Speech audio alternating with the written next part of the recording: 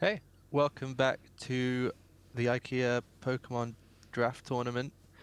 This is our analysis for the Draft 5. One of the ones I want to say is probably our strongest looking draft yet. Each team seems to be quite threatening, or at least have a way to threaten people. I think we've had Whereas, quite strong drafts for the past few tournaments. yeah, maybe I'm just stuck in the old days when we were all a bit weaker.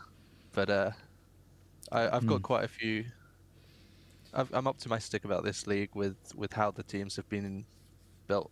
hmm One thing you'll of course notice is that for the first time we're doing team-based teams.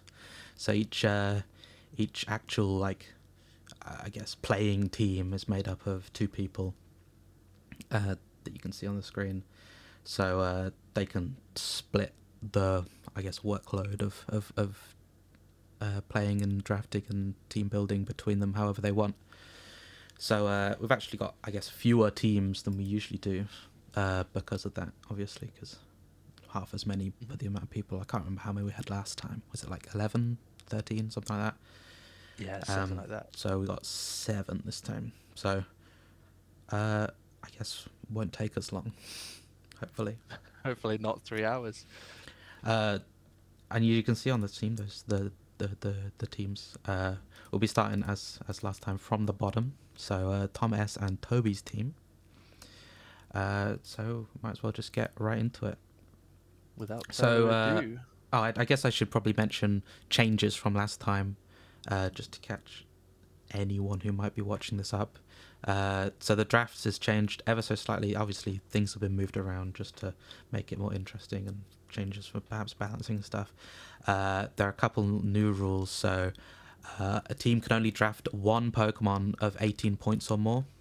As you can see, uh, Spectria being the chosen Pokemon from Thomas and Toby's team, uh, as well as Megas. I think it's only one team actually paid attention, used this, but if you draft a Mega that's below, I think it was 18 points, you can actually draft two Megas rather than the one that we've stuck to from before.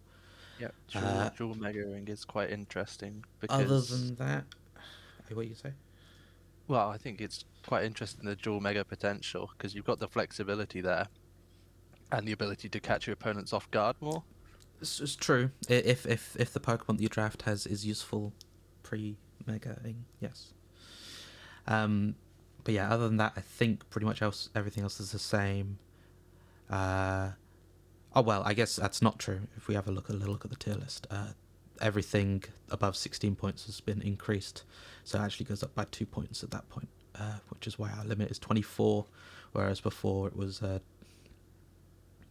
what was it, 17, It 18, 20. was just 20, yeah. But still the same 110 point limit, and that's still the Terra Captain rules. Anyway, uh, taking a look at Tom S and Toby's team, I would say probably a classic draft Yeah, for Tom S and Toby. it's Uh, their style. They like to min-max with getting as many high pointers and then just dumping the bottom points away. that being said, only two 1 pointers this time. I think before we've seen three, maybe even four. I don't know about four. We've definitely seen three 1 pointers from them before usually, but And um, this time, the one pointers, although they're not amazing, and I don't know if we will see them, they're not entirely useless. Whereas last time there was some questionable one pointers. I don't think I don't think we'll ever see them, but that's fine. Um, as for the team itself, we can take a look at the draft analysis sheet. Um, as you say, a very a reasonably top-heavy draft, but they have only a few what I'd say is offensive threats. There is quite a, I think perhaps inspired by Tom S's play in the last tournament he made. He had a very offensive team, I think it was, uh, and then relied a lot on Toxapex Yeah, they've during gone the for a more battles. So mixed draft this time. this sort of Corviknight, Tinglu, Toxapex, a very bulky sort of set of high-costed Pokemon, um, and also Also, Oh, you go. I was going to say, uh, including pre-Mega Ordino, 4 regenerators on the team. Um, Not that I imagine you'd keep Ordino out of Mega for very long. It's not quite nearly as good, nearly No. as tanky. So just with those three Pokemon you named specifically, Corviknight, Tinglu, and Toxapex. Toxapex only has three weaknesses, which the immunities are both covered by Tinglu and Corviknight. So Yeah. as long as they can predict the switches pretty well, Yeah. uh, it's going to be really hard to break through those three. And then they just need to find the opportunity to get one of their offensive threats in. hmm The one thing I'm worried about is, well, I think Corviknight gets Roost, and obviously Toxapex has Regenerator, but Tinglu doesn't have reliable recovery. No, it can use And a rest set if it needed, but can. I do think that potentially they could get worn down, especially with how passive Toxapex and Corviknight can be, depending on what they're into. I mean, Corviknight can use Body Press, which can hit hard sometimes, and Toxapex can threaten Scolds and poisons and such, but well, the team is sort of half stall, half yeah. hyper offense, and there's not It's the nicest blend a between them. situation But where I think it'll be games will see a lot of Corviknight, Tinglu, Toxapex, and maybe Ordino until they get to a point where they've worn down enough to send out Spectrial Cinderace. I think Um, Assault Vest Hydra Apple can also take a few it definitely hits, can, be yeah. there It's to certainly bulky absorb. enough, and it has Regenerator as well. Um, but I was also looking at the hazards as well earlier. They don't have the widest array of hazard setters. I mean, in terms of spikes and rocks, they only have Tinglu. So if they are looking to wear an opposing team down, they're going to have to rely a lot on Tinglu to set those hazards and keep them up. And as I mentioned before, it's not the best in terms of longevity with a lack of recovery, so they might potentially run into some issues there. I mean, they've got plenty of hazard removal for themselves. They've even got court change from Cinderace, so they could um, Get maybe past even the use the Goldenko if opponent's it was drawn, make the drafted. okay maybe use the opponent's hazards against them. Yeah, Um, but Having a they've look, also got yeah, like a super fast and good rapid spinner with Cyclizar. So I think in it terms of their is hazard fast. control, they can remove them decently. Having used Cyclizar before, I think I didn't use it very well. I think I found Cyclizar to do not a lot other than be a fast rapid spinner. I mean, it can. I think it can do decent damage with like double edge, and it is one of their Terra captains. Although they've gone for Dragon as their like home Terra type, so they're not getting the double normal stab for that. Mhm. Um, Taking a look at typing and speed tiers, I think overall pretty good in terms of the typing. Um, Speed is either fast or the slowest yeah, thing you've ever seen. There's nothing really in the middle, meaning those middling speed threats on other opponents' teams are going to be able to invest elsewhere into their bulk instead of their speed yeah, and maybe take advantage of that to live some hits from the higher ones. which is why But we talk about speed tiers. There is a bit of a canyon between Cutie Fly and Cinderace, and well, more likely Corviknight and Cinderace. and then they don't have much priority moves on their team to sort of No, make up for this. They've only got Sucker Punch, Quick Attack, and Feint, and three of those are on Cinderace. yeah. Talking about speed as well, Corviknight is a good slow pivot, but it is their only one really. So they're going to have to rely on hard switches a lot since Cyclozar's Mm. Shedtail is not allowed in our draft league. Um, It still gets the U-turn, but it's it's not quite what fast you want. though, so you're obviously going to be taking the hit on whatever comes in that scenario. One thing I do want to mention about typing, just to be I cover everything. They're flying. They only have one flying resist. So if there's, I don't know if there anyone's been drafted, any strong flying type Pokemon could potentially cause an issue. Obviously, Terra types can alleviate that. Obviously, Terra-ing Hydra Apple will remove its flying weakness, and Cyclozard has a Steel type Terra. So Yeah. I think Typing can notably be alleviated somewhat through terrors, but I think they overall their spread of type weaknesses are pretty good. they have the same issue with rock, and then they've got Yes, a rock as general well. ice weakness, but Toxapex and Cinderace can take advantage if you're just spamming ice. Mm-hmm. Yeah, But Toxapex I think take a ice pretty common well. theme we will see throughout the teams is quite a few rock weaknesses. And I've checked the coverage of this team. They don't have amazing rock coverage themselves. Mm. I mean, rock is generally a tough one to avoid having a weakness to. That's why it's such a good offensive type. Um, as for their offensive Pokemon themselves, I think we talked about not Cinderace, Spectria last time when Thomas drafted it Hmm. before, so I don't think there's much else that we need to say here. It's Or very you just fast. say It's very hard. fast. If Has he gets beast his boost. momentum going, it can take over the game. Yeah, so it's something that whoever's against Tom and Toby, they have to. It's like priority number one, something to deal with Spectria, or ideally more than one thing to deal with Spectria. Um, And then Cinderace is something that's going to be able to hit hard. They can use the pivot set on it. They can use a band set. It's one of their most versatile picks, I'd say, because everything else sort of runs quite similar each time. yeah, and with Libero, it can hit stab on pretty much whatever type it wants, which is very nice. Hmm. Okay, Other than that, anything I think I'm quite happy with their team. cool? Let's I move think it's on. going to be interesting playing into that team, though.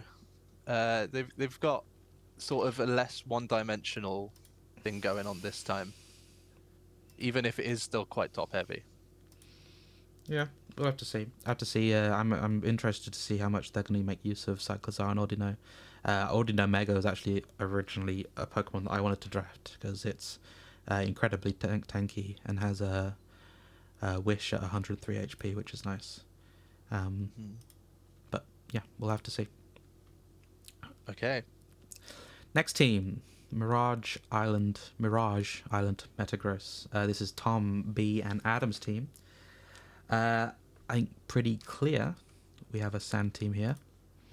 Yeah, Let's bring two that up different here. sand setters on the team. So many ground and rock types.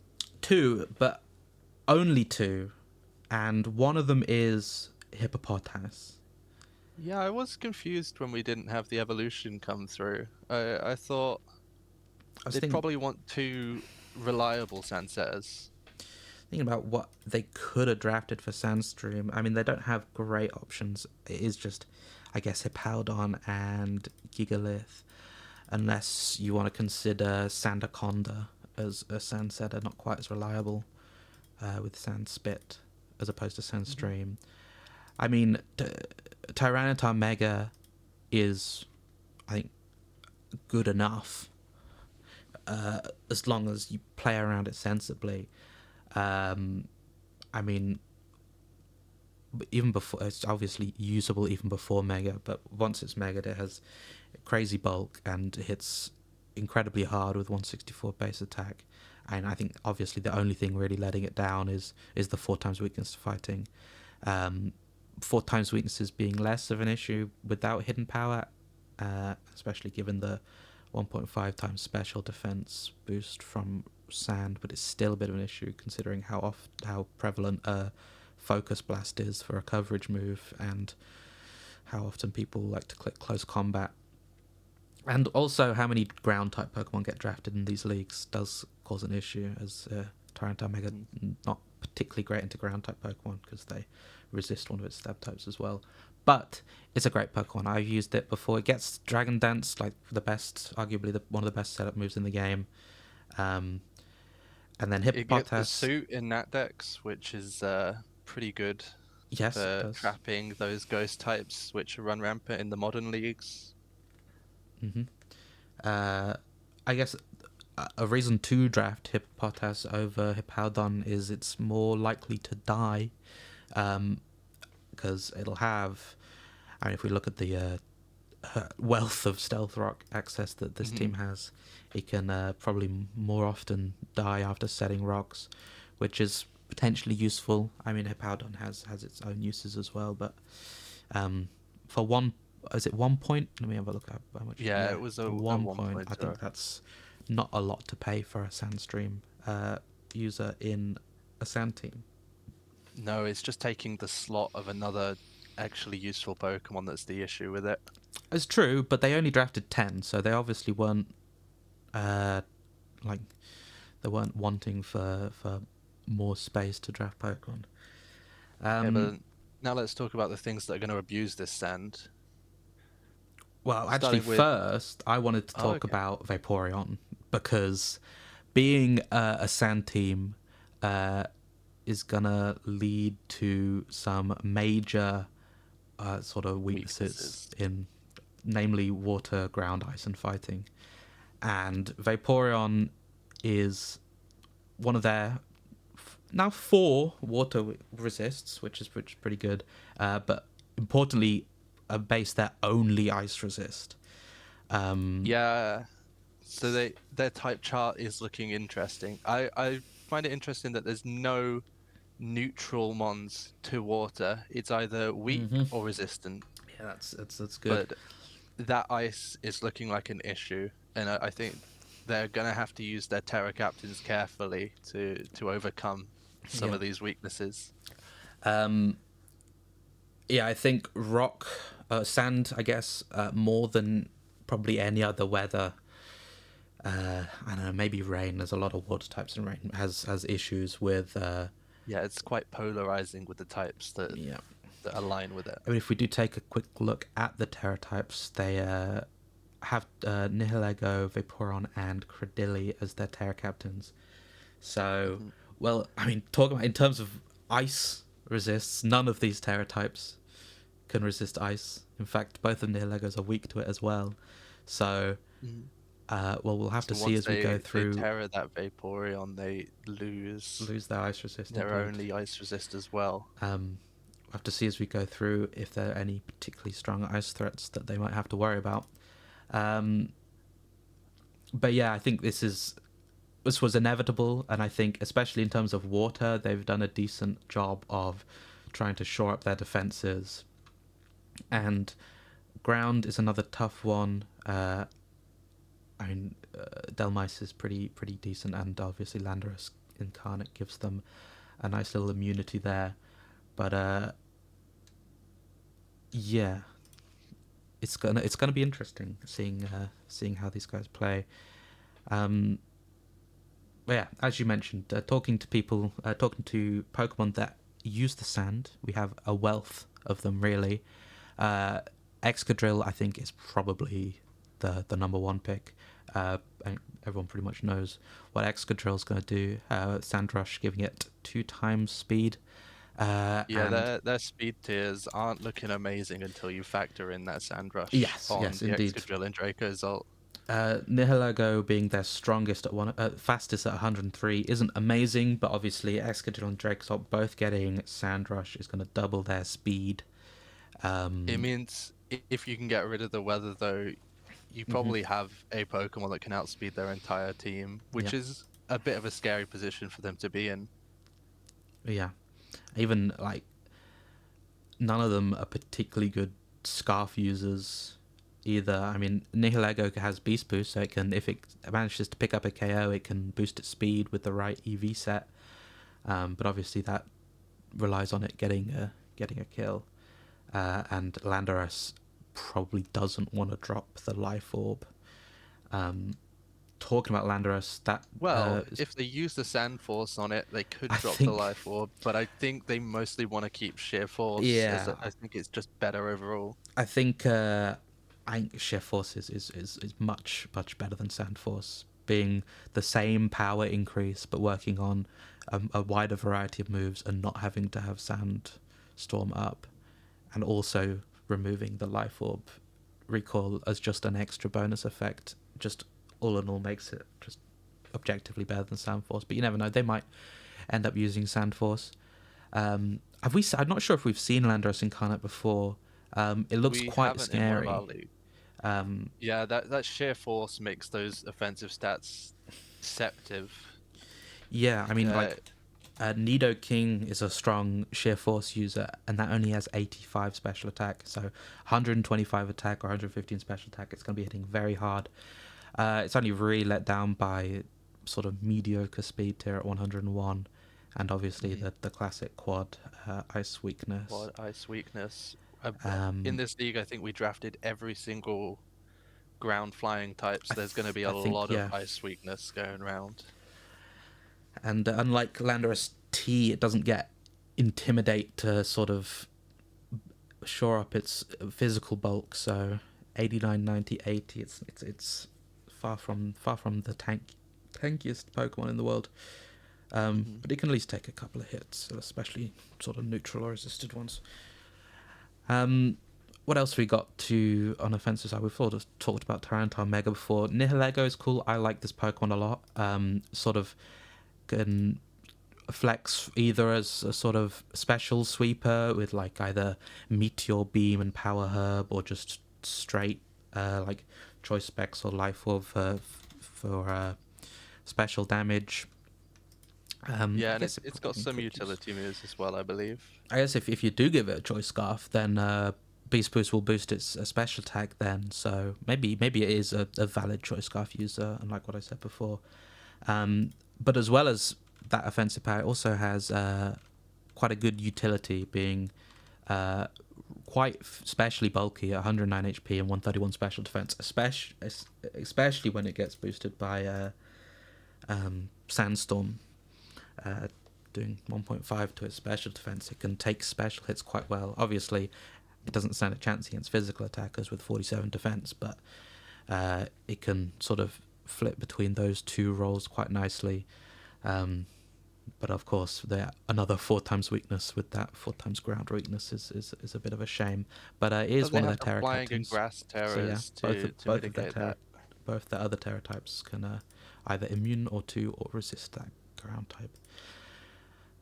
Next we got Dracozolt is what we one look at Strakazol. that I Yes, really like I because think. it's sort of doing the same job as Excadrill, but the coverage on it is completely different, and it Mm, adds some good resistances into their team that they kind of needed. And then it's got the electric version of Vicious Rend. I can't remember the name of the bulk move right beak, now. Bolt Beak. bulk beak. Bolt Yes, Beak. It doesn't get strong jaw like Dracovish to turn it into an insane move, but Bolt Beak can still do a lot of damage, but especially if it catches you on a switch. in fairness, it doesn't have strong jaw, but it has Sand Rush, so it doesn't need to use that choice scarf. So it can No, instead run like a doesn't life need orb that. or even a choice band, which is pretty nice. Hmm. Yeah, I think Drake Exalt's an interesting one. Another one I don't know if we've seen before. I'm not sure. Uh, but yeah, another just classic Sand Rusher adds a nice second fast threat to their team after Excadrill, which is probably something that Sand teams like to see. Yeah. Um, Oh, one thing to note about these, they are going to be completely relying on these Sandrush mhm. guys to hit anything fast, as they don't have any priority moves on their team apart from quick attack on Vaporeon, which I don't think it's going to be using. Yep, completely like a priority.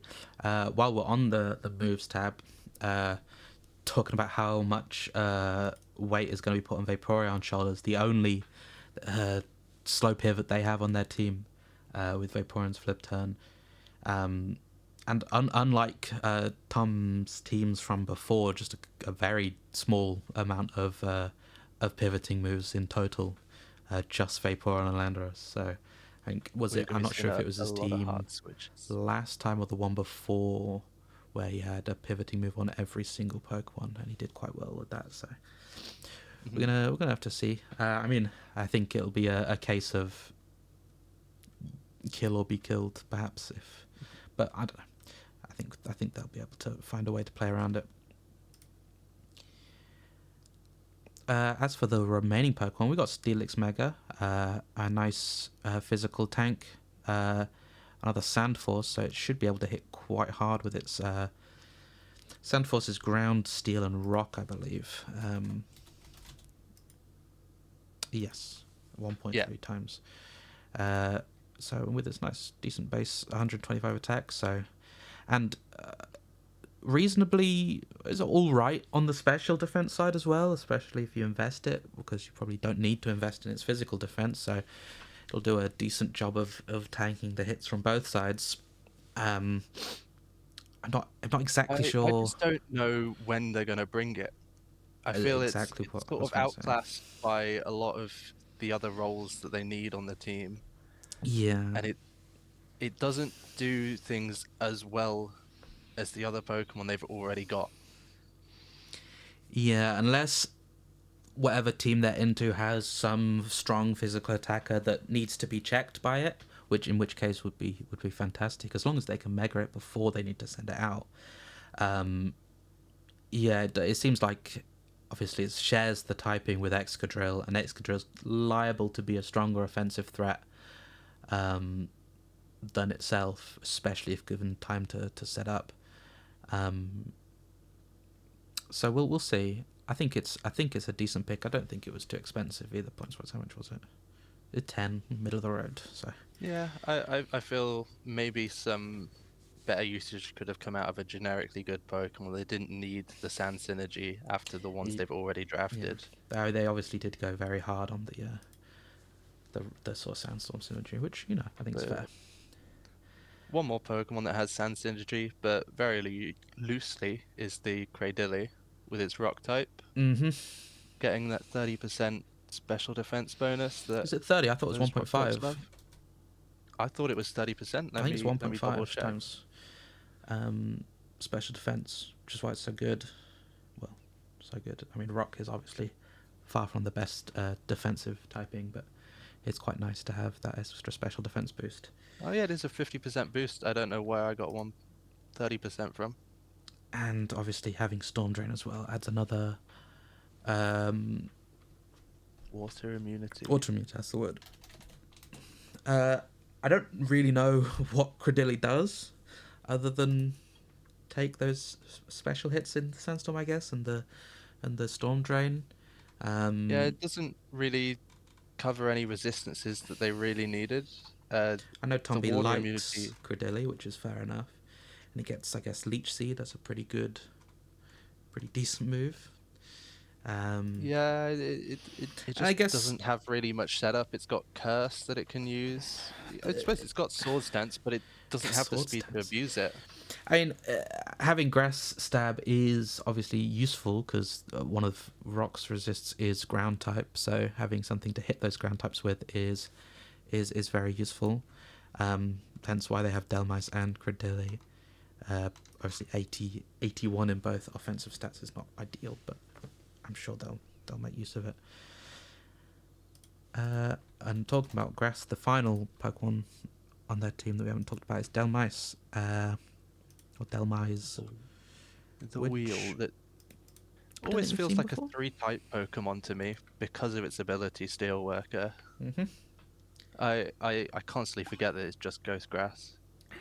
Yeah, getting stab on steel type moves is, I think, it's interesting ability. I'm not sure how useful it is, especially in this team when they already have Steelix and X control. But it's certainly unique. Um, it's got a good spread, good attack, good spread of stats for like reasonable bulkiness, um, and importantly, rapid spin, which is very useful. I mean, they have 3 hazard removals on Pokemon that probably can afford to run them. So, except maybe Landorus, but I think they're not going to have much issue getting rid of hazards, which is going to be nice for them, No, considering yeah. they don't have the best. I mean, Vaporeon has Wish, so they have sort of technically reliable recovery for sort of any of their Pokemon. But outside of the grass types, they don't have the best recovery. But Mhm. yeah, I'm interested to see what Delmise is going to do. I don't really know how people use Delmise. Um, It's it just hits hard, I believe, alongside the rapid spin. mm, You don't If you don't need to use the synthesis on it, you can run an assault vest set to try and make it a little bit bulkier while still having that utility. Or you can just run band with a 131 attack. If you can get the hits off with your 40 speed, then they're gonna hit hard. hmm and triple stab from Steelworker means that you have the coverage. Yeah. And importantly, Ghost type can block Rapid Spin. So all of the rocks But that this team's going to be putting up, it's one way to stop them getting taken down, which is nice. I feel my only thing I don't like about this team is there's a bit of overlap from what these Pokemon want to do, and Yeah. I don't see scenarios where you'll take the worst ones because I don't know when you're going to bring Cradily over Vaporeon, and I don't know when you're going to bring Steelix. Yeah, I think that's fair. I mean, I could see them bringing both Cordelia and Vaporeon against a particularly rough Mhm. matchup, maybe. Yeah, I think, Yeah, as I mentioned before, I, off the top of my head, don't know how you would use Cordelia to the best of its abilities, but I'm sure Tom and Adam do, or at least have yeah, ideas on how to. they'll show us how to deal damage with them. I think last thing to mention, importantly, in this draft, I think this is the only weather setters in the draft, unless you count Chili Reception on Slowking, which we'll see later. So, unless the opposing team goes to lengths to reset the weather, then they're going to be Yeah, they are reasonably going to have dominant. uncontested. Okay, well, Cool.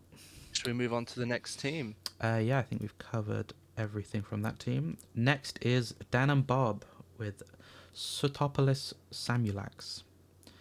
Um, I believe is portmanteaus of two of their team name ideas potentially put together.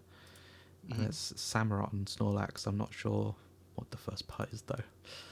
Um, Solihull, maybe? Because Bob is the Solihull Samurott, so I think. oh, but what would Opolis be? I don't remember what No, Dan's team uh, was before. it, it was Sheldon Snorlax last time, Oh so yeah, he's changed his brand. interesting. We'll But we'll onto have the to see team. what they talk about. This is the team we alluded to earlier that did take the double megas. Yes. Um, Uh, and one of them is definitely useful without megaing itself, being Sableye. Uh, that thing keeps Prankster if it doesn't mega. yeah. However, I mean, Prankster's certainly useful. It can definitely like getting a Prankster, I don't know, Will-O-Wisp or Taunt Off or something like that is very usable. It's very frail before it megas. Yeah, it can Um, only really check physical attackers with the pranks. Because it gets the Prankster Will-O-Wisp into the Prankster recovery, and that's where it can really start to stall things out if you don't yeah, take it as its mega. I think But you have it's to just a good use it ability. quite. You have to be pretty on the ball if you're using Sableye without megaing it, because it's really not going to take a lot to knock it out. Uh, Even though it only has one weakness, I think it will die quite readily to neutral hits. Okay, so shall we look what Overall, for this team, I think it's a bit of a mixed bag. Um, there's no standout threats that you know you have to prepare for straight away. It's quite it's balanced.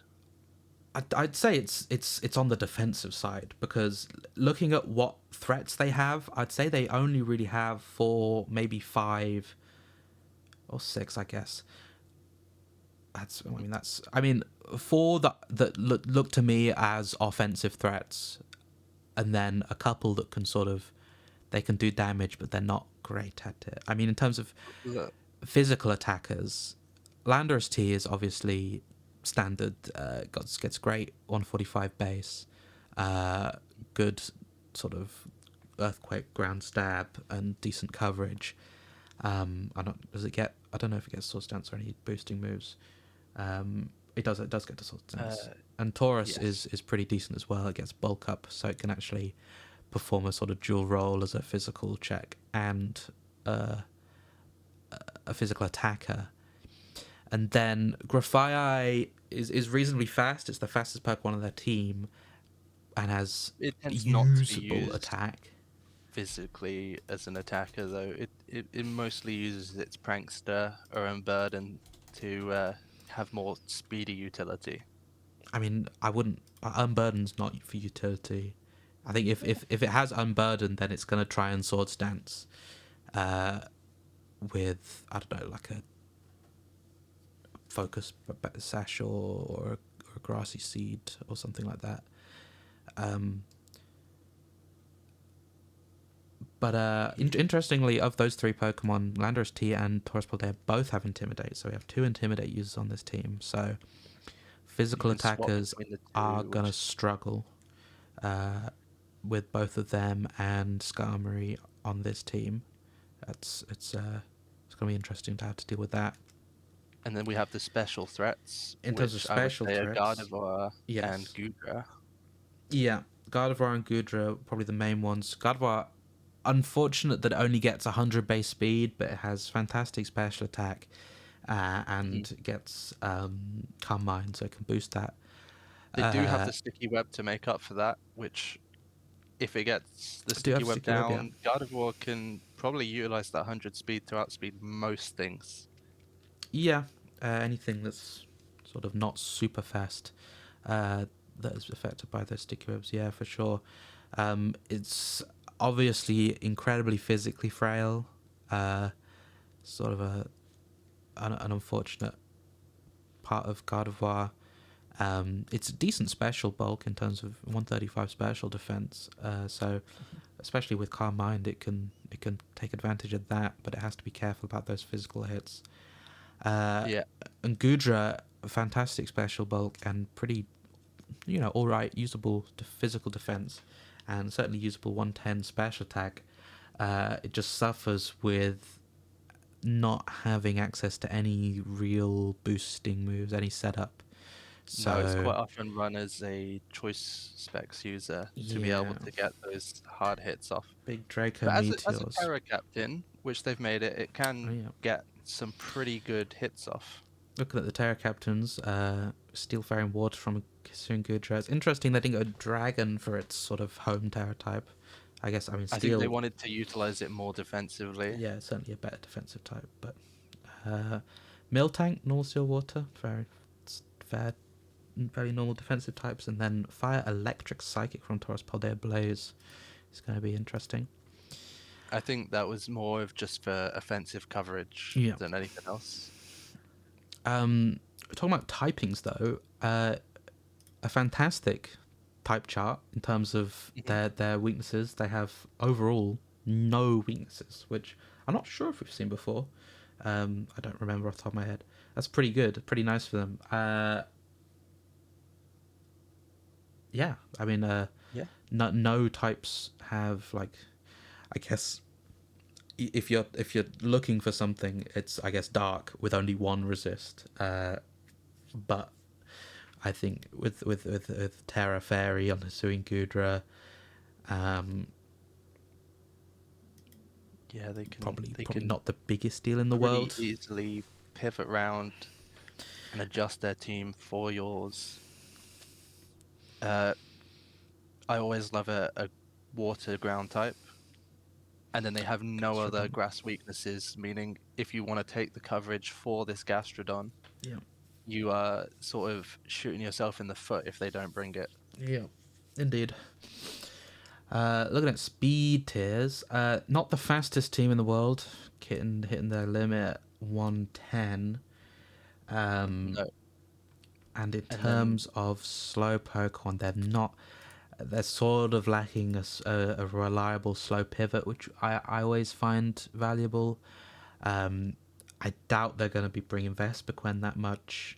I mean, it has like acceptable, I think, defensive stats, but it doesn't do a lot.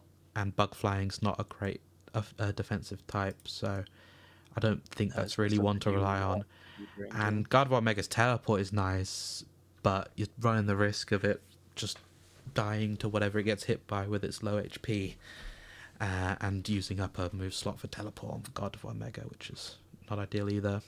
So Outside of those prankster users, they don't have the most priority in the world. most of the priority being on Sableye itself, but Gardevoir does get Vacuum Wave, which it can use. Yeah, that's Uh, certainly usable. I think I'm not sure if we're going to see the rest of their. I mean, Sableye Shadow Sneak and Sucker Punch are certainly usable because of its stab, but 85 we're seeing attack some of is the fine, I guess. faster teams in this draft. I feel they might struggle getting Yeah. the first hit off hmm reliably. I mean, in good news, they've got plenty of hazard setters, including, as you mentioned before, a Weber. Yeah, Um, those webs are going to be pivotal in some matchups. yeah, I think with those speed tiers, certainly going to be important. Um, and 3D foggers is nice. Um, yeah, it's certainly one of the more, I guess, interesting teams in so much that there's not a clear game plan. I think. No. I Uh, think it has a lot of potential for good play though. mm, And unlike in my opinion, something like Thomas's and Toby's team, which is certainly wear the opponent down before Spectra comes in to sweep. There's there's not there's too no much you clear can end say. game. You know. I feel it might just be a choice scarf Taurus kind of thing where they wear you down enough and that thing can just come in and sweep you down. Yeah. Yeah. Maybe. Okay. Sure. Well, I'm happy with that team. Moving on, who we got? Jake and Kit, Delphi the Blade. Um, I think this might be the team which I'm least excited about fighting in this Yeah, league. I have this one down as my strongest team of the draft personally. Mostly because of Sneasler. Um, that Pokemon is not that we've seen it before yet. However, looks to be very annoying to deal with. Um, With that 130 dire claw, attack is very good. 120 base speed is great even before it gets unburdened off, which it can do very easily thanks to having Rillaboom on the team to provide it with the Grassy Seed activation, which will boost its bulkiness even because despite being that fast and hitting quite hard, it has 80 60 80, which is not the worst defensive profile in the world, especially once you get a defense boost. And yeah, Dire Claw is an annoying move, having 50% chance to get a random status from poison, sleep, and paralysis. yeah, Um, all as you don't really want on anything. it's a nightmare, and And then psychic poison isn't even that bad a typing fighting poison. defensively. Fighting poison, sorry. Had psychic on the mind because of its 4 times psychic weakness, which is the Yeah, one thing you really want to catch on it. and talking about the weaknesses, they have covered its weaknesses quite well. That is the only psychic weakness they have on their team, and they've got some good anti-ground type Pokemon on their team. Flying could be an issue for this team. Um, Hmm. Sneasler's weak to it, and their only real resist is Heatran. If we take a quick look at their Terra types, what have we got going? We've got Cloyster, Drifblim, and Azelf. Cloyster has Electric for flying, Drifblim has Steel, and Azelf has Steel as well. So they do have Terra types to cover these weaknesses. Um, Another weakness I've noticed is Dark. Only one Dark resist on their team, that being Sneasler itself. It's not ideal. Um, Hmm. but as we just saw, two of their dark weaknesses are Terra Captains, and the other one can turn into a dark resist with Terra, so Hmm. potentially not as much of an issue as it could be. But Dark might be Dark Flying and Rock are probably one of those moves that you're going to want to guarantee to have against this team at least, hmm because worst case scenario, they've got Shedinja, which means you have to bring something that can hit it super effectively each game. Yeah, It's one of the stronger one pointers I feel. I think I don't know about Shedinja. I think considering the team's weakness to Dark and Ghost already, Hmm. Yeah, I get that point. It's just it's something that I feel you have to always consider. Alongside Smeagol also does this. You have to consider them during the team building stage quite heavily because although they're low points, they can just poke holes in teams if played correctly. You Overall, certainly have to there's consider not Smeagol, yeah, there's as not a an single opener. Pokemon on this team that I think is redundant or useless. No, no, I think it's quite a well crafted team around certainly I would say the core of an offensive Smeagol. Uh, at least in these sort of top picks, I think Heatran covers Smeagol's weaknesses super well. Yeah, Rillaboom he ran both Rillaboom. sets terrain and can hit those ground types really nicely. Slowking is just one of the best sort of slow pivots out there. Yeah, Uh, those three form an incredible grass fire water core, and which even Ursaluna being a ground type, but being able to absorb statuses is really useful. Um, yeah, Especially against like and those prankster users we've seen before, trying to get a status on Sneasler. they can use the Slowking to easily set up a trick room into a teleport if needed for that Saluna as well, making it Mm. a massive threat. You know, where guts boosted, I guess burn boosted Facade. facade. It does a lot of damage on a Saluna with its what is it, base 140 attack and good bulk to back that up with as well. It's quite scary all on its own. I think a couple of interesting picks near the bottom, Cloister and Driftblim, are some uh, unique picks in terms of sort of lower cost ones, 9 and 3. Uh, Both in weird ways kind of similar in so much that they both have the ability to serve as like backup sweepers. Cloister with Shell Smash and Driftblim with Unbird and Calm Mind, or even I mean if they want to run it Flare Boost. Um, Hmm. but both also having decent sort of defensive utility sets as well. Close to having a really good 180 180 defense. base defense, even though it has not great 50 HP, and Driftblim having sort of the other thing where it has fantastic HP but not great defenses. Uh, Conserve as sort of utility Pokemon. I think Cloister gets spikes, and then Driftblim gets nice moves like Thunder I, Wave and Will-O-Wisp and Knockoff and stuff like that. I think Cloister sort of changes into the end game when they bring it on the team, and it makes a really good Shell Smash finisher set. And Sneasler can then sort of take a more pivotal role in wearing down the opponents, maybe even taking Poison Touch over Unburden to spread some statuses and just wear things down to the point where Cloister can finish off the team. Potentially, yep. I think that's valid. Those two Pokemon, namely, are as also the only hazard removal on the team, Mm. which is going to be important for them, I think. Yeah, this is a Considering, team that is going to want to pivot a lot. yeah, um, Sneasler, they would probably don't want to get Sneasler worn down enough to be weak to a priority move, so they're going to want to get those hazards if the opponent set them up. As for hazards themselves, I feel like we're unlikely to see Cloister setting any hazards at the start of the game, but Azelf and Heatran, I think Azelf as a suicide lead is a surprisingly decent set, uh, as opposed to its just sort of standard fast attacker. Um, I think even Jake posted sort of a jokey thing with like a normal gem Azelf using explosion.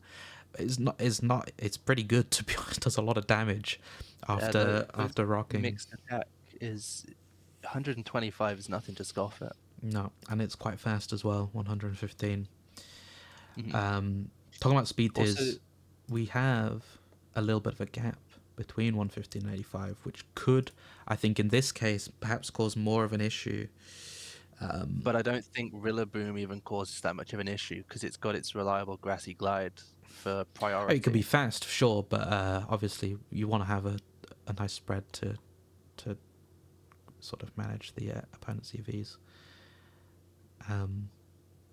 Obviously, Sneasler hits 120 without unburden, so they're fast enough in terms of the high Yeah, speed nothing is Pokemon. outspeeding Sneasler once it's got its unburden off. Even if you paralyze it, it is still going to be faster than the majority of things.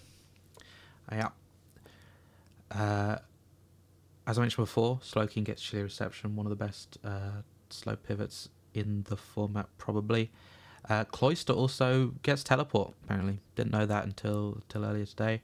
I So, don't think we will in see a that. pinch, I think it's a decent physical, I don't know. Well, Well, I haven't done any counts. I don't know how much Cloyster takes from a physical attack. 180 defense, obviously great, but 50 HP is not fantastic, so I don't know how well it it can take those hits. well, Toxapex only has 50 HP, and that takes them pretty True, well.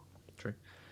Um, One niche thing to note: the Grassy Surge reduces the power of Earthquake, which could maybe mean Heatran is possible to survive a Yep, ground type attack that's a good point. if your only coverage is Earthquake. Same with Sneasler having that ground weakness. The Grassy Surge sort of helps there in a sneaky way, and I don't know if everyone knows that interaction with Earthquake. Hmm. Yeah, I think that's a good point. It's a nice little sort of supplemental synergy with the Grassy Surge. Although with their own Ursaluna, oh no, Ursaluna's coverage is Headlong Rush, isn't it? Not Earthquake, so that is fine. They don't really have any Earthquake uses themselves. Yes. I think the one last thing I want to say about this team is considering how much they probably want to be switching around to answer checks. Uh, they don't have a great sort of recovery. They have Slowking has Regenerator and Slack Off, which is great. Mhm. But they are sort of vulnerable to being worn down over time. They So get the passive healing from the grassy terrain, and true, while it I don't think they stays, want to stay for an extremely long time on this team. They want to yeah, wear you just enough and then get rid of you. I think, yeah, if the battle goes particularly long, then might suffer on this team, but we'll have to see. Okay, Okay, next well, team. let's go It's on to a bit of an easier team to deal with. Molly's and my team. Uh, what do you want to talk about, Ben? Well, what I see is your speed tiers completely fine. Yes. Uh, you're gonna. I think you have the fastest thing in the entire draft if we assume Unburden's not gone off with Deoxys speed, Yes. which Correct. has a decent amount of utility. It can hit pretty alright with 95 special attack, but it's got Psycho Boost to hit hard and then pivot out, and it makes good suicide lead sets. Yeah. And then 115 isn't bad being the next speed tier, although I don't know how much Absol Mega is going to threaten the things that are between the 101 speed and the 115 speed. Well, 150 attack is still massive, Hmm. so I guess it can hit hard. It just can't take risk taking any attacks itself. So it's Yeah. either got a one shot or not. Very frail, but at least it does get a sort of decent 115 special attack, so it can run mixed a little bit. And who knows whether magic bounces can be useful or not? Hopefully. The Uh, thing. what you say? Oh no, you go. I You was just you going to say continue on. Deoxys speed. When you mentioned it before, it's very flexible. I think.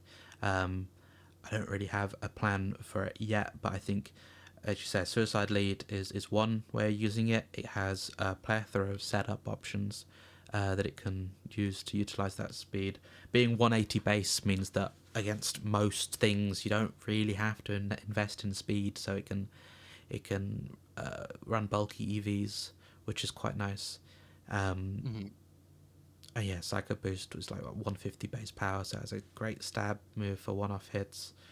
Um, yeah, it's quite flexible. I think we'll have to see. So the thing I'm personally most scared about on your team is Curum. Hmm. Uh, Curium is very versatile. It can run physical with its Dragon Dance sets and do a lot of damage and become a sweeper, or it can run those choice spec sets and just punch holes in opposing teams with really hard to switch in stab types. You need to swap in steel, but then it gets earth power as well for the Hmm. coverage. I think Curium is the thing that's going to be hardest to deal with for everyone, and depending on what set you bring and what set they've prepared for, will be a big factor in each match. Hmm. Yeah, just looking at initial sort of how the draft has turned out, I think the Curum is probably certainly the strongest, I guess, most impactful Pokemon on our team.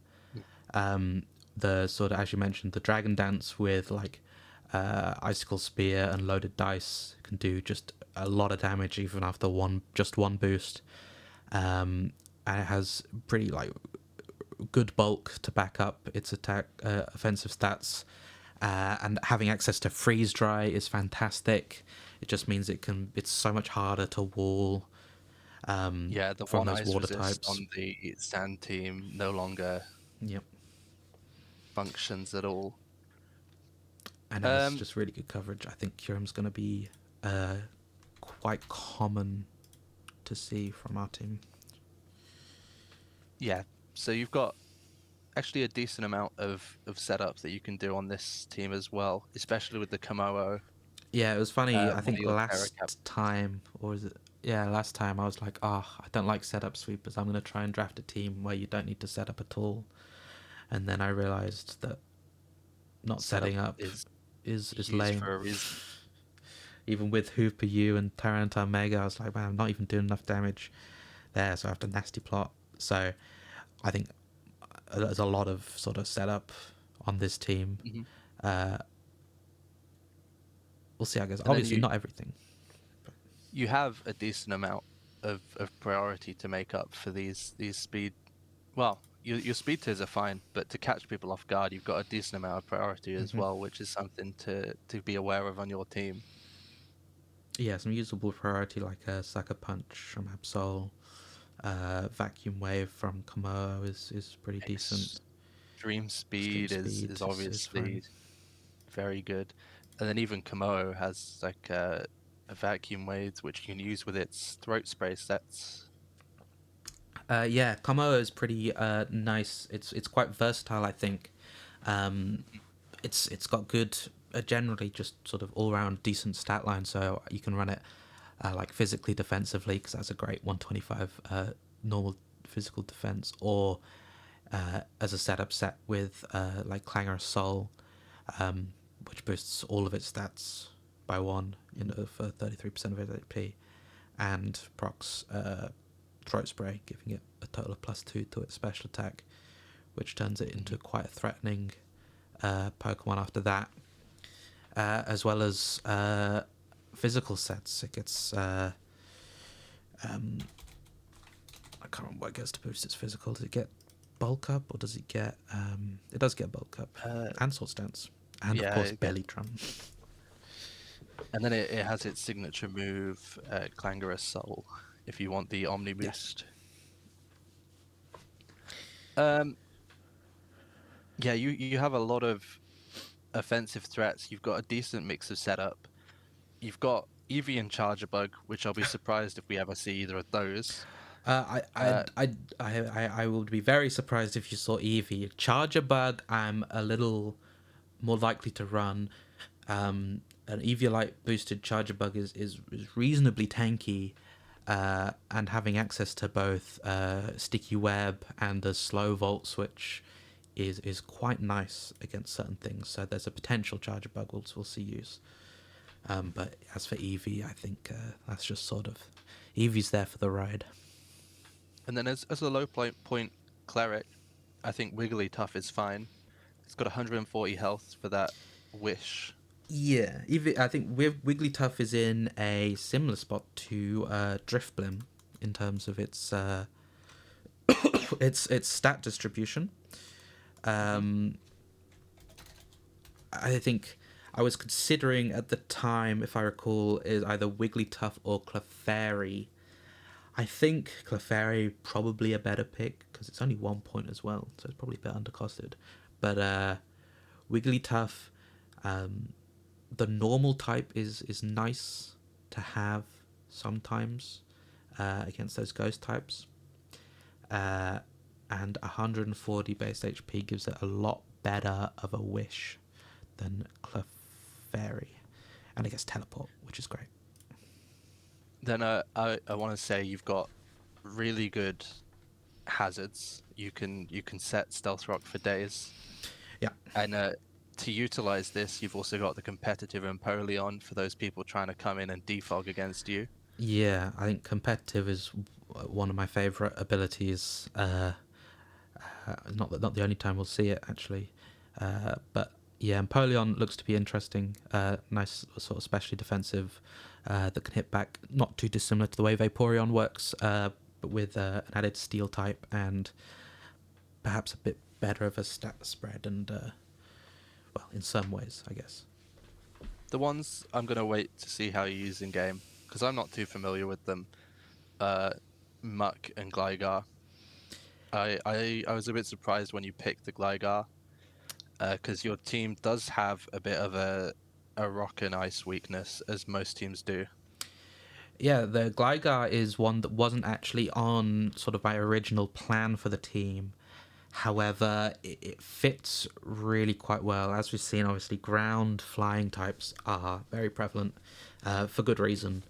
Um, Having two useful immunities and sort of only two weaknesses is really nice, um, Mm. given we got quite a decent amount of sort of ground weaknesses uh, on sort of Pokemon. Adding another ground immunity is very nice. Uh, and The other notable type I want to say about is your fighting type has five weaknesses, but you also have a variety of resists. But mhm, you're other than Thunderous T, you don't really want to swap in any of your other resists because Deoxys. I suppose Deoxys could take a hit, but it's not something you really want to get chipped down or you want to use it as a suicide lead. You're not going to pivot with it too often. well, yeah, Gligar. I think Gligar Muck can both take hits on either the Hmm. physical or specially defensive side, respectively, quite well. Uh, and Thunderous T has, I guess, usable bulk. It's not ideal, but can take a hit as well. So yeah, you're right. I have several fighting weaknesses, but a decent amount of resist to make up for it as well. Hmm. But overall, you've got a pretty well balanced defensive coverage.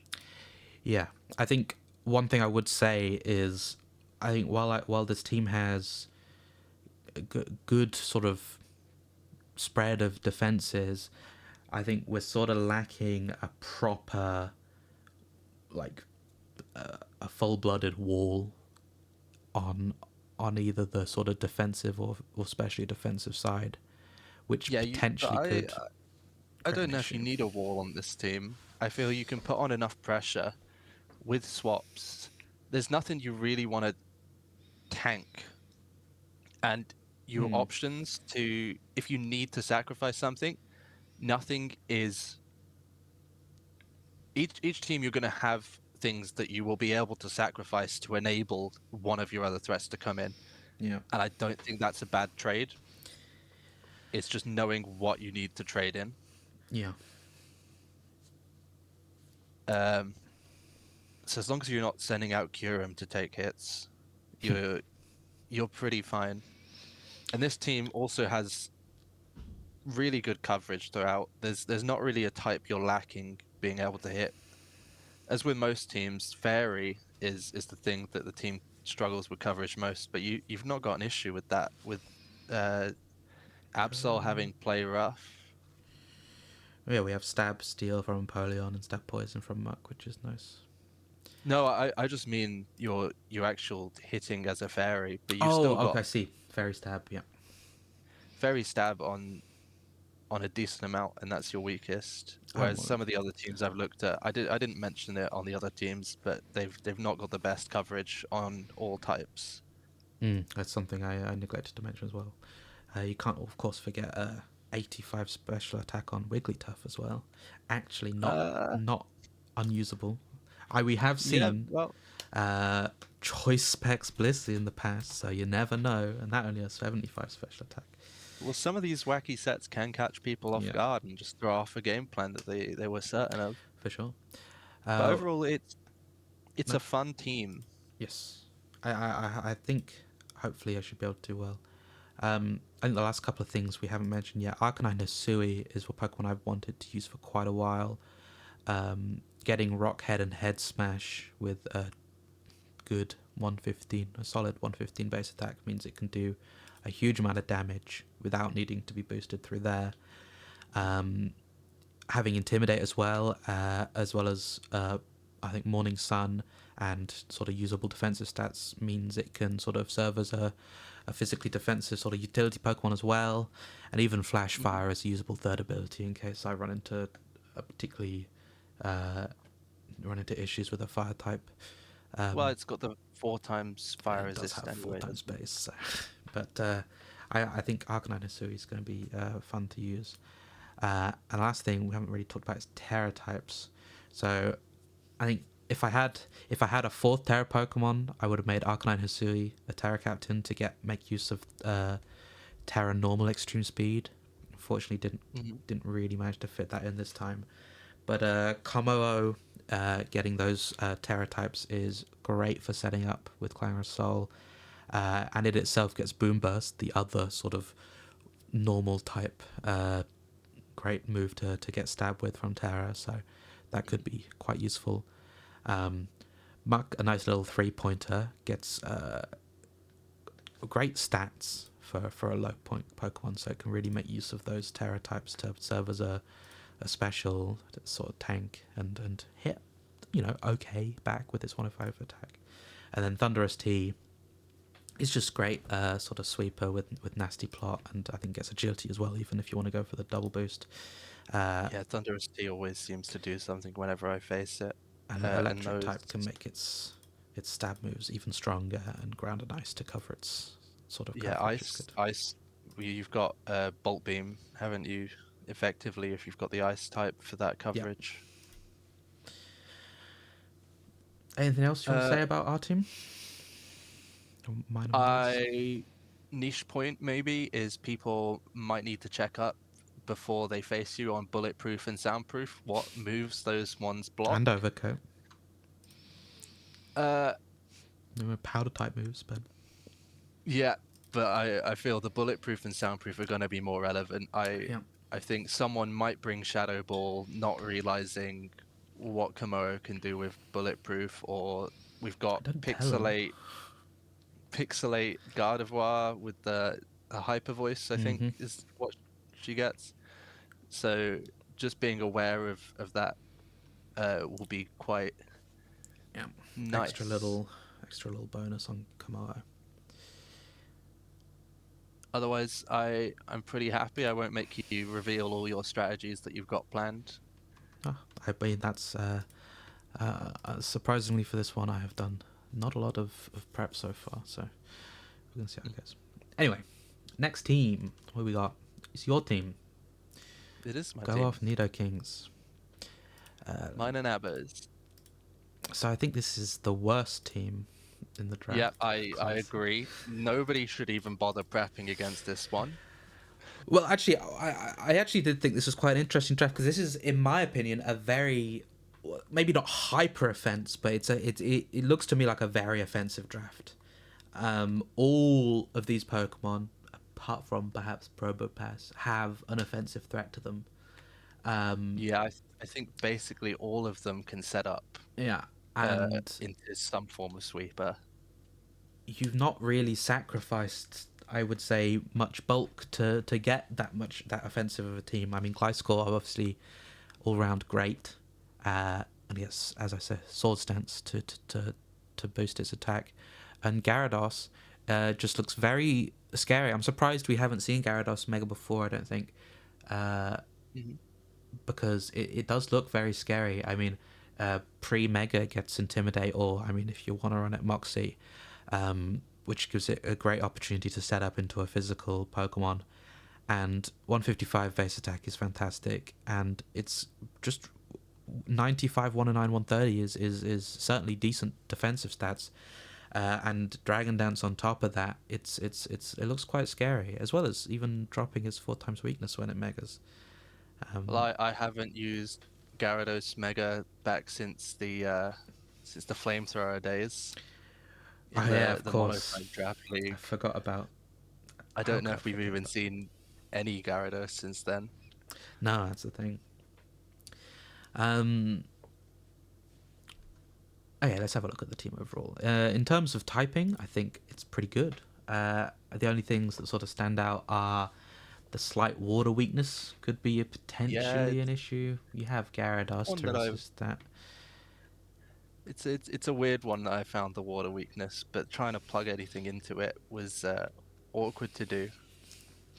I mean, But you got 2 Terra types on Articuno which resist water, and I mean one of the water weaknesses is Probopass, which I don't know how much you plan on bringing Probopass. It's a sort of interesting every week, stopgap. it has uh, it has Body Press, I guess, and probably Metal Burst. That's a pretty good counter move. Um, yeah, it's got the body press, iron body set, and then it's got its volt switch to be a bit of a slow bulky pivot, as you keep yeah, saying you like. yeah. I mean, I was looking at your speed tiers. I think one of the best sort of in terms of variety of a spread. I think you've got a pretty well distributed set of speed tiers. You say, I think, yeah, the Probopass does have Volt Switch. Yeah, well, it makes up for the lack of pivot moves on all the other Pokemon. I mean, you got pivots, Mhm. but that none of them are slow unless you don't run Grimmsnarl with Prankster, which probably is unlikely to see.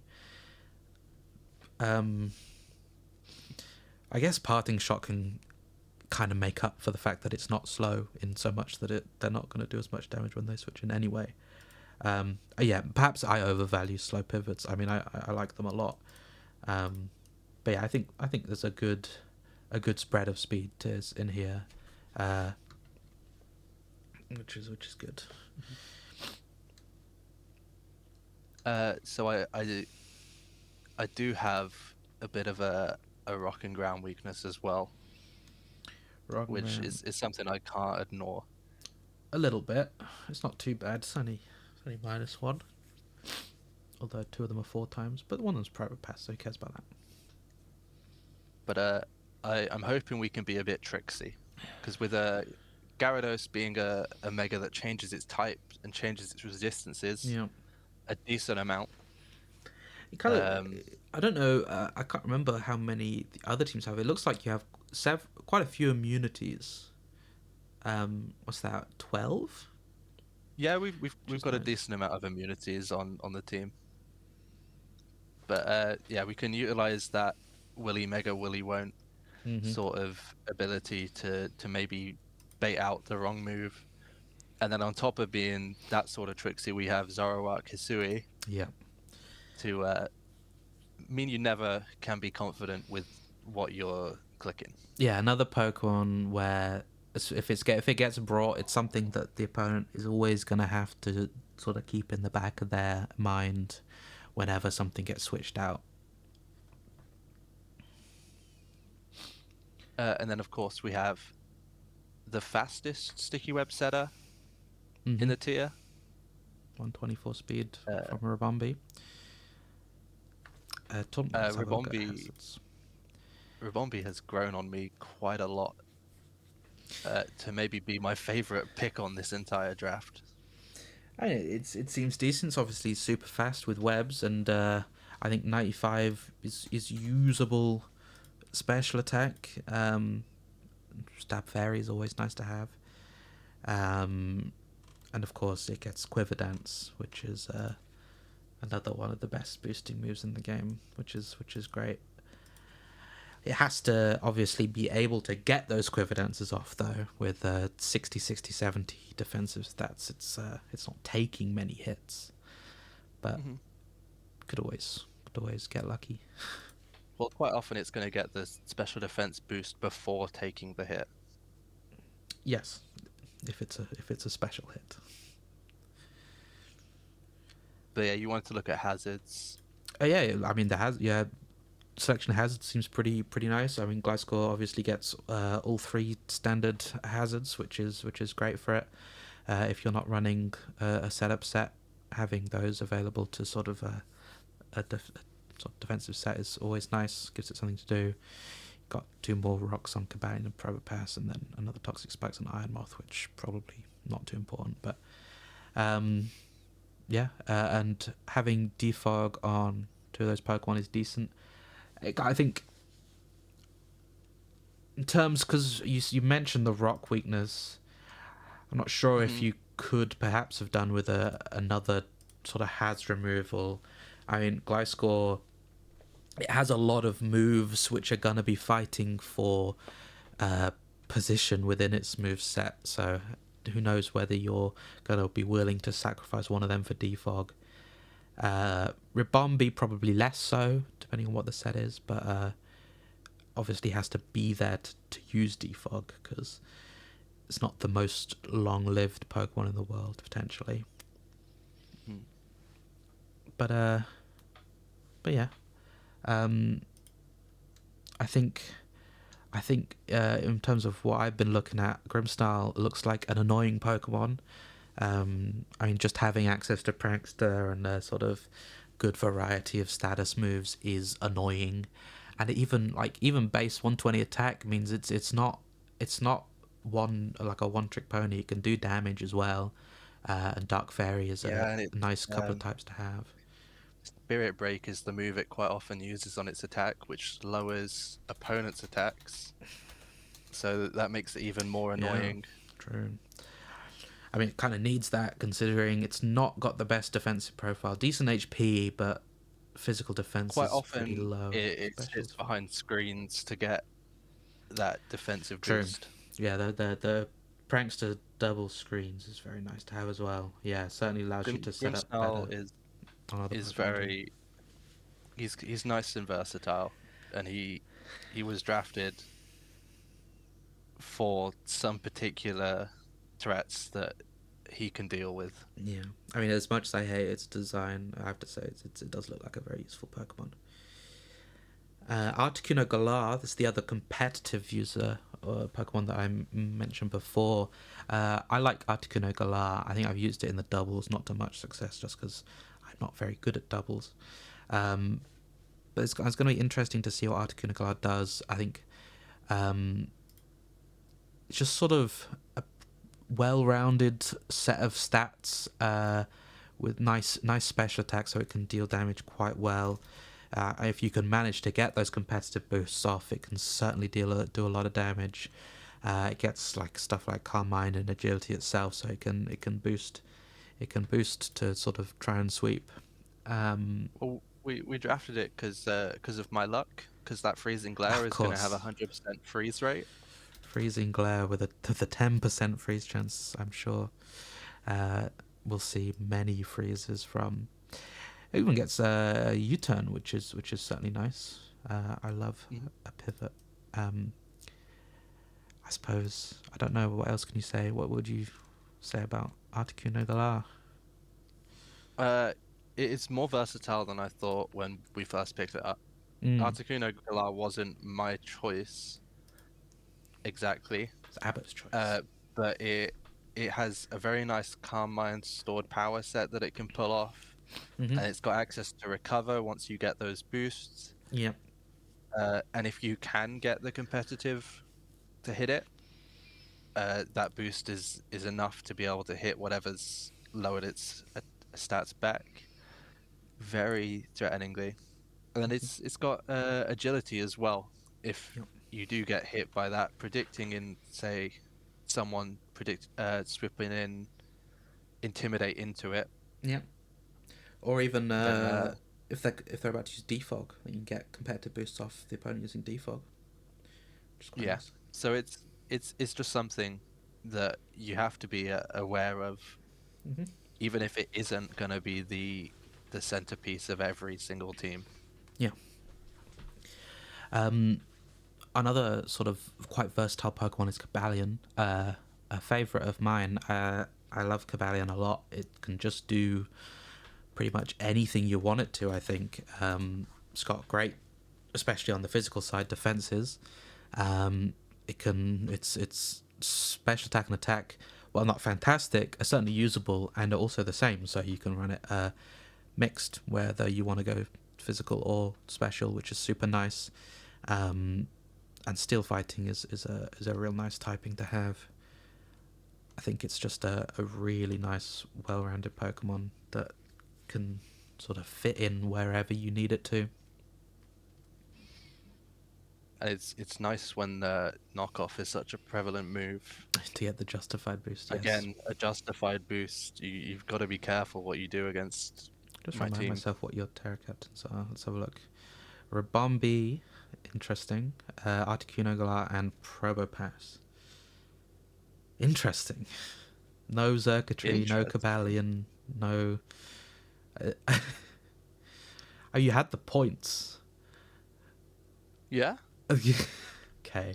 I guess we'll see What are you saying Probopass about more often Probopass? than I initially thought, perhaps. I feel like... Probopass was a steal for 2 points. I mean, perhaps it is decent for 2 points. I don't know. I don't...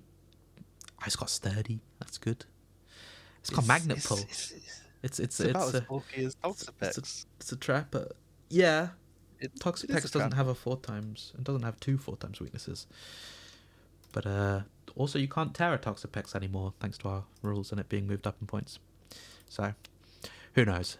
Last couple of Pokemon, Iron Moth and Xurkitree. Iron Moth, I think actually I even did draft it before, but I immediately traded it away. Was it the draft before last?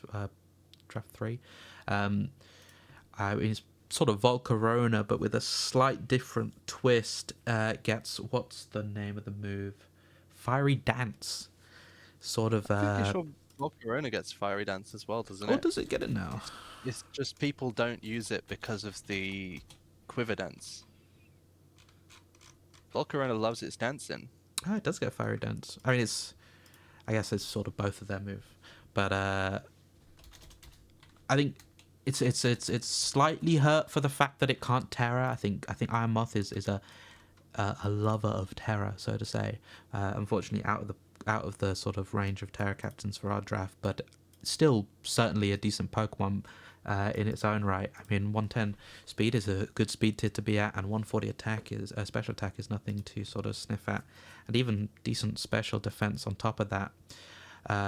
With access to potential Quark Drive boosting, and as I was mentioning before, Fiery Dance giving it a sort of pseudo, I guess, charge beam, but better, so it can Mhm. continue to boost its special attack if you get a few lucky coin flips, Well, is I've quite realized that I'm nice. just lucky, so I picked So yeah, I you picked the didn't go one where with I get the boost every time. Hydrapple. You didn't go for the Fickle Beam.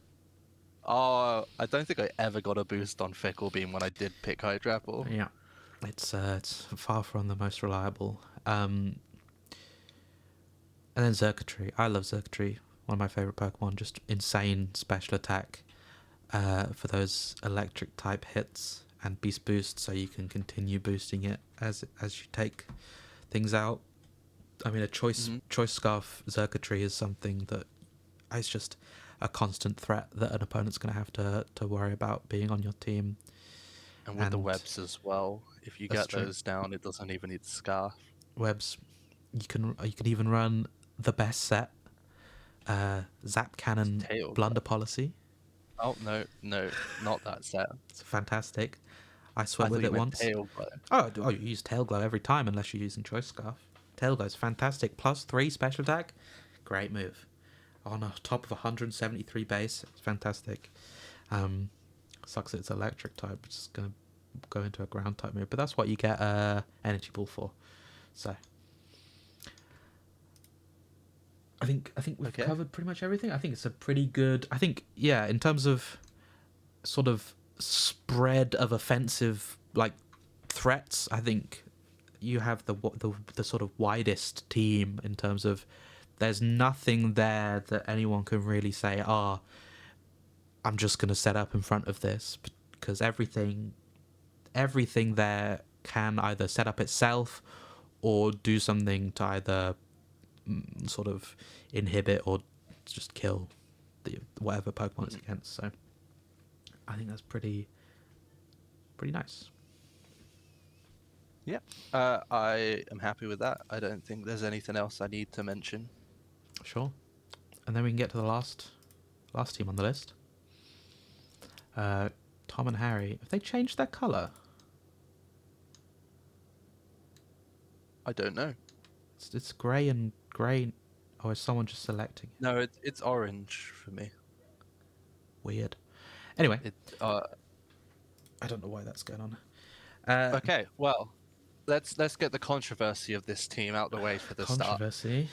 I think Genesect was the Okay. strongest pick in the draft. Now, speaking with one of the captains of this team, they are very much doubting Genesect was the pick, or that it's even an amazing Pokemon I think at all Genesect is anymore. good. I think it certainly is a very strong Pokemon. I would agree and say that it's not the strongest Pokemon available in the draft. I think stuff like Zamazenta, uh, and other things are just better. To be honest, in a more, it's great. It's got great mixed attacking stats. Download is potentially usable ability. All right, bulk. I mean, Bug Steel's nice, having only one weakness, but being the 4 times weakness is a bit rough, and only 99 speed is a bit rough as well. I mean, it's helped by the fact that it is unpredictable, as you say. It's got mixed attacks, so you're never 100% sure on what it's gonna use. But unlike, I feel I draw similarities between Curum and Genesect because their sort of stat spread looks similar, um, and I feel like I have a few other similarities. They're a similar speed tier. I think your Pokemon like Curum, you're just more unpredictable. I feel like if an opponent guesses wrong into like a Dragon Dance Curum, the game is more over than if you guess wrong into a Genesect. In fairness, uh, I'm not sure what boosting moves it gets. It gets Shift Gear. Shift Gear. I mean, Shift Gear is fine. It's not the best. I If mean, it, it makes it so that it's going to outspeed everything apart from the Sneasler, whilst giving it an attack boost, which it's potentially already had from a download, giving it ×2 attack, ×2 yeah, speed. I think in a world where they can play around download really well, or just I guess get a little bit lucky, then it can certainly make back its point cost. I think. I And then mean, there even was obviously a on reason why it was banned, and we decided to unban it. yeah, even on a special attacking set, if you correctly get the download predict right and swap in something to give it the attack boost instead of the special attack, you've still boosted its U-turn that is then going to be able Yeah, to hit you hard to repivot. yeah. I think we're gonna see a lot of U-turn from Genesect, and I think it's gonna be good at that. I think it's gonna be a hard hitting U-turn that can sort of repeatedly come in and deal good damage while pivoting to a sort of better answer to whatever the opponents might have. I just the fact that it has this sort of idea around it of, oh, Genesect was just unbanned, it must be so strong. Uh, Whether it is or not, I think will add a certain amount of credence to its usage, and people are going to build around it more than potentially they otherwise would. Okay. I still think it's going to put in a lot of work. We'll have to see from Tom and Harry what they do. Yeah, that Um, is the wild card. They have potential to use it in weird ways. yes. Talking about the team more in general, uh, decent type spread. I think generally, as we've played more of these tournaments, the typings of the teams have sort of flattened out. So no one's drafting a team that has a huge weakness to any one type much these days. Um, Slight rock weakness, that's pretty typical. Um, Also, This is dragon and the fairy, they only have one resist for each of them, and it's Genesect, so could hurt a little bit there if someone has a particularly strong dragon or fairy type that they come against. Uh, this is the only time I've seen where bug type moves are probably going to be pretty so yeah, useful that's coverage true. throughout. I didn't even notice that. A bug type, one of the. I feel like bug and grass are two types that you never see a team have a weakness to. Um, but yeah, they got a little bug weakness, which is quite funny, And considering they then have three stab bugs. fighting is also notable as something that you can freely spam into them. Yeah, yeah, very true, very true. Having a look at their terrors in terms of typing, we have a few interesting choices. Obviously, I think we'll talk a little bit more about Exploud in a minute, but that's a pretty sensible Terra for Terra normal. Um, Vikavolt uh, is an interesting choice, I guess. Sort of turns, at least with Steel type, it'll turn Vikavolt into much more of a defensive pivot, considering its defensive stat spread is sort of mediocre, I would say, at base, being bug electric type, but turning it into Steel with Levitate, so it's immune to one of Steel's weaknesses, And could then it make also it gets a lot more access useful. Also to gets what? Roost on top of it. Gets Ah, access to access to Roost on Roost, yeah. top of that. And then finally, Pikachu, which I think Tom and Harry are fully invested into the fact, their belief that Pikachu is a great pick at one point, uh, and is going to do a lot of work Hmm. with, is it called Light Ball? Yeah, light Pikachu's ball, held item which to double its attack and special attack, yeah, with a base of 55 and 50 attack and special attack. I don't know. Haven't looked up whether it gets boosting moves. Probably gets something. Nasty uh, Plot, maybe. Yeah, I think it's Nasty Plot. setup moves. It gets access to Curse if it wants to go physical. It gets Nasty Plot if it wants to go Yeah, special. Nasty Plot. If it gets the opportunity to use Nasty Plot, that is, being 35, 40, 50 defensive stats, um, Uh, it might have to and then just sort of deal with its base stats. I mean, base 90 speed is far from terrible for a not fully evolved Pokemon. the lightning rod could take a boost if I'm True. getting lightning rod correct. That boosts special attack. Yes. Yeah, it does. So when you're against that Aloma Mola trying to wear it down, that's when Pikachu might find itself swapping him.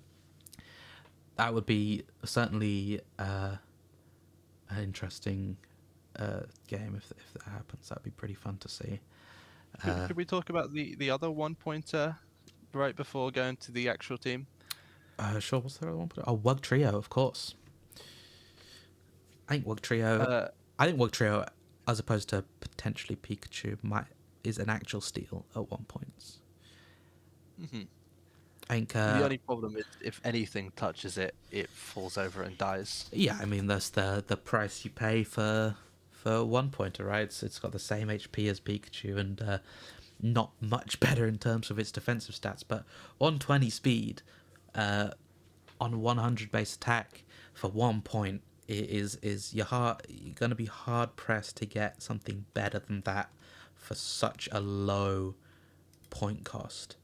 Um, Even has its sort of unique move, right? Triple dive, which I'm not sure if it's better than waterfall. I don't think it No, is. waterfall's generally better than triple dive, I believe. It doesn't get waterfall. Uh, What does it get? Does it get liquidation? I think liquidation is well, probably better. it has better coverage than triple dive. Yeah. Sadly, its signature move isn't amazing, and its abilities don't really help it. No, I mean, Get taking the get a one hit gooey for off. a GUI on the way out. Yeah, it's like a it's like a baby memento on a Hmm. ability. Um, I think it it's I guess in this draft it's not too bad considering what we've seen before. Water type not the best stab type. If Wug Trio was like rock type, I think it would be more than 1 point first of all. But Hmm. yeah, I mean I Yeah. don't think you could Gen- really want for much more than that from a 1 pointer. Generally, you want a much more bulky water type, which they do have Yeah, of course, in Alomomola. their second pick, which was a Lomomola to pair very nicely with the Genesect. Mm-hmm. A fantastic Pokemon. I think one of my favorite water types. Well, Full I stop. had it last league. You had it the league before Yeah, that. A Lomomola constantly puts in work, and I think one of the captains of this team, Tom, said he drafted it because he didn't want to have to see it again and play against it. a classic. Um, yeah, it's just a fantastic blanket check for physical attackers.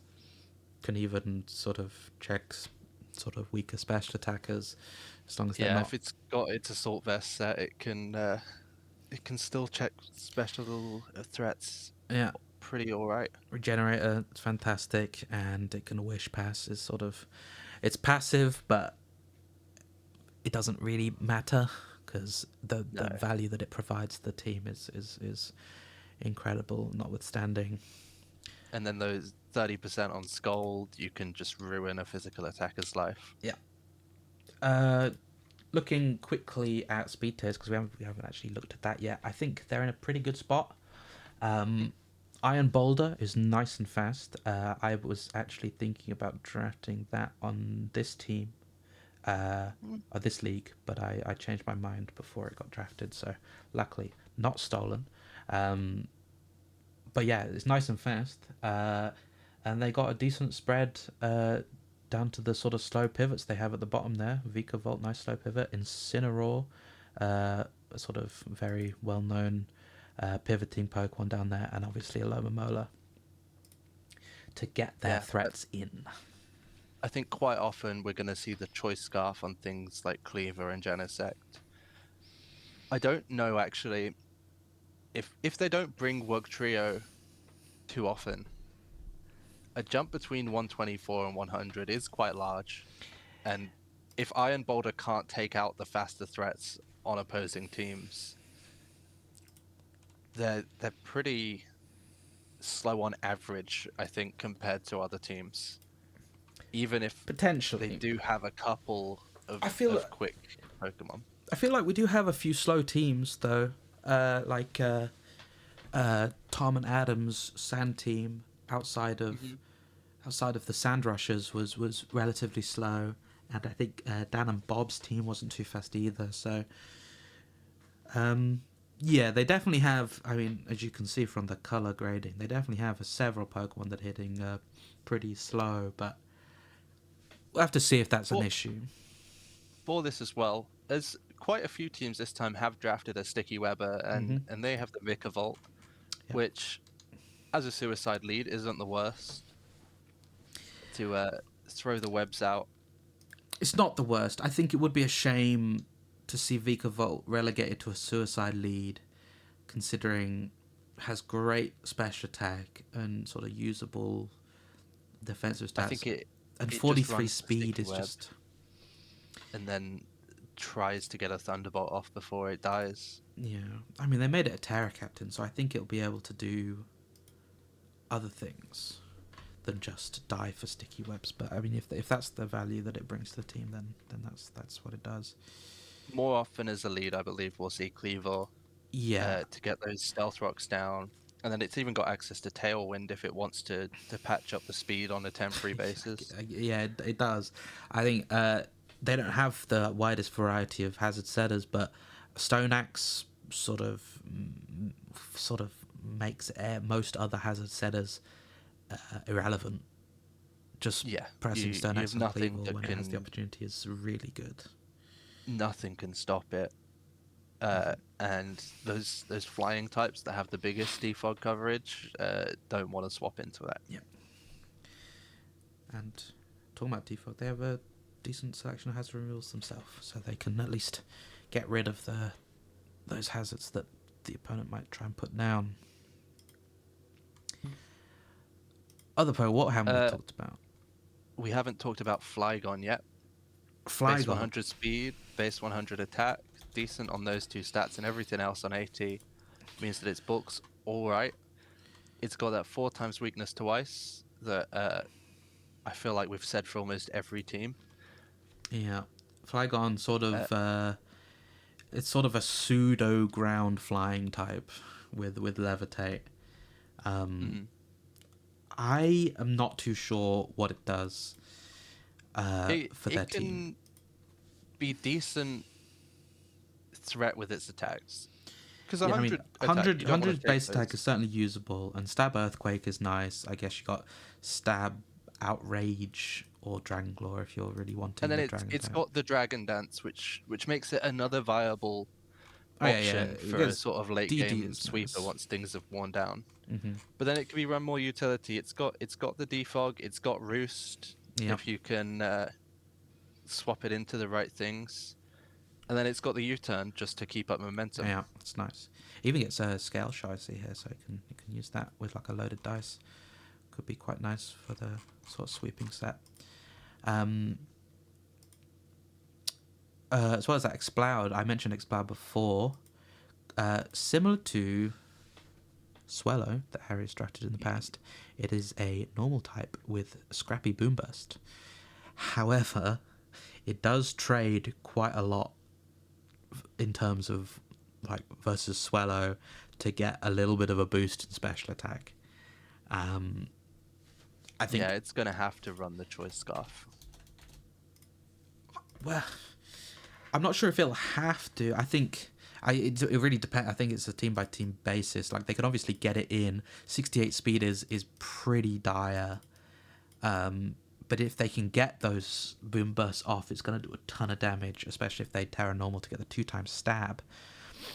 Because I mean, we know how much damage Swallow does, and that is base 75 special attack, although runs choice specs. Um, so yeah, it's gonna be tricky to get it to work. It's gonna be a lot harder to use than Swallow, I think, because of Swallow's amazing speed tier.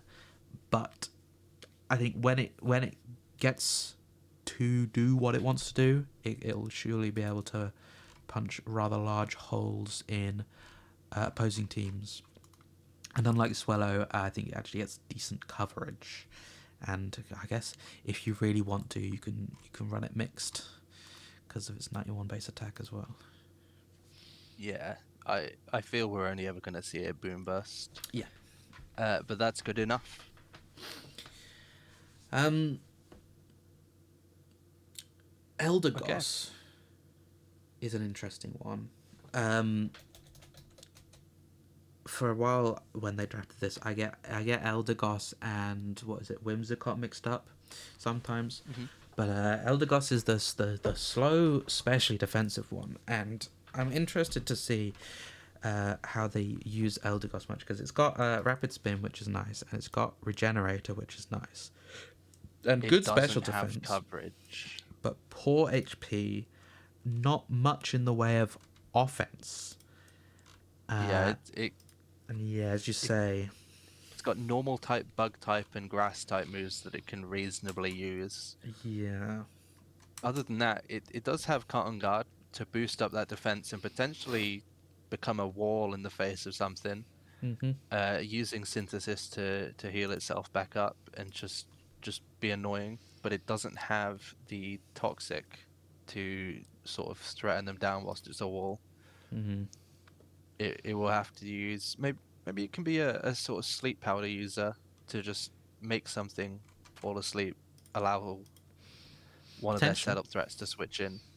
And it has a Vex Spore as well in case they want to drop the regenerator for that. I think Harry's last team had a Darkrai, so he got a lot of a decent amount of use out of sleep on that team. So potentially it is a sort of status spreader.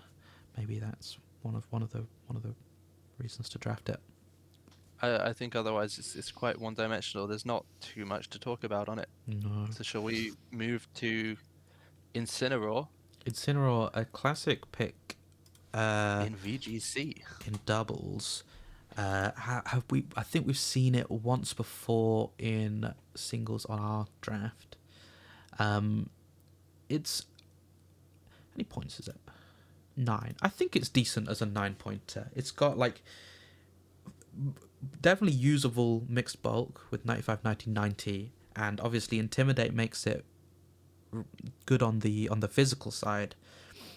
And fire dark, while not being the best defensive types, are pretty nice to sort of hit back with its 115 base attack, and with Yeah, a nice slow parting shot, which is a really nice pivoting move to have.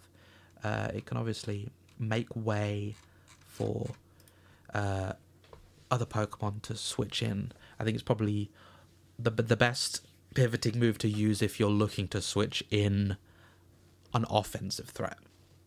yeah.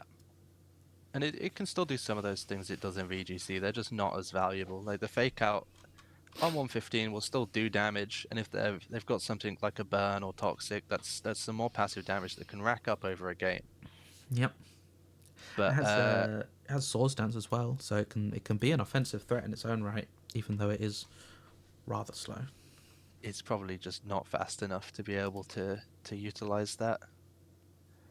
But Yeah. I think generally as a support and pivot, it's going to see some use. Mhm. It is just struggles in the longer games of singles compared to the short ones of EGC. Yeah, but potentially, yeah. Um, Okay.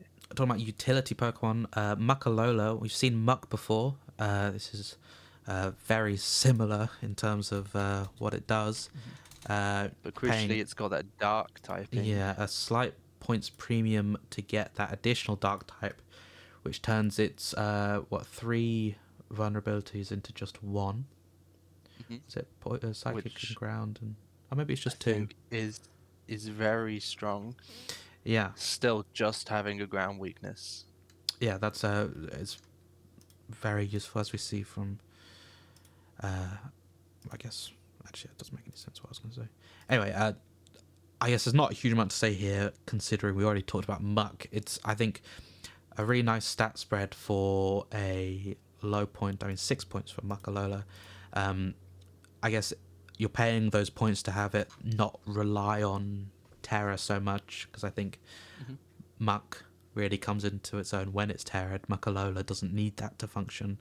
Not that Well, Muck necessarily what's needs it, but nice is it's going to have the knockoff that's stab, and then yeah. it's going to have poison touch on top of that. So it could be a knockoff that poisons. It's just having things like that that gives it a bit of an edge over the base form of Muck. hmm Yeah, the stab dark is certainly nice, and it's just a really nice like sort of specially bulky sort of filler or fill-in Pokemon that you can add to the team when necessary. And one thing, I guess one thing we've neglected to mention the whole time: a grounded poison type. Mhm. One last thing, I forgot to look earlier at the priority on this team. They notably have extreme speed on Genesect and Pikachu if it needs it with its 90 base speed. And then Flygon has first impression, They which I do didn't have realize. Terra Normal and Pikachu. Yeah, so I feel we might be seeing that extreme speed come around. But the first impression on Flygon is interesting, meaning that it Mm. can probably come in, use that, and then U-turn out. Yeah, not quite as strong as if it were on a bug type Pokemon, but I think potentially usable. And then the Muck also has the Shadow Sneak if it needs to quickly revenge kill something. Yeah. Oh, I think that. I think that's all of the teams. I mean, let's have a quick sort of once over of the draft as a whole. I think it's certainly a strong draft. I think the last 2 drafts. I hesitate to call it the strongest one so far because I think the last 2 draft leagues we've done have had very strong teams on them. Mhm. I think everyone's teams this time have their own threats, whereas before there were strong teams, but not every single team was drafted in a way that caused them to be threatening. I don't know. I think we've had quite consistently strong drafts for the last Okay, while. my question for you Mm-hmm. before we go is which team is your favorite? Which not including your own, but which one is the favorite in terms of Oh, favorite to favorite win to win? or just? Uh, well, I mentioned before. I think Jake and Kit's team is going to be really annoying to play into. So, I mean, that's an obvious choice, I guess. For like, it looks strong. It looks hard to play around. So they probably have some good success with that. I think. Um, Remains to be seen how strong this Sand team ends up being. I really don't know. Obviously, Sun and Rain teams have seen a lot of success in the past in our leagues, um, but we haven't really had a Sand team before, I don't think. Maybe we did in the Monotype League, but that was a long time ago. Tom and Toby's team, we'll see how well they play. Could be really good. They have just a bunch of really solid Pokemon, and Spectria's just really good. Uh, I think these Pokemon have all done well before. Um,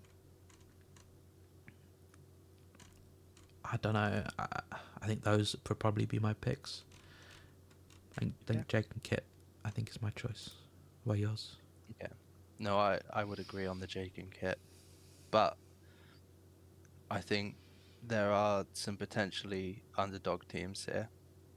As I said, with Bob and Dan's team with good play, I think they can actually pivot around things really well. Hmm. Um, and then I'm not as high on the Sand team as you are, but I respect Tom B very much as a coach. So I'm interested to see what he does.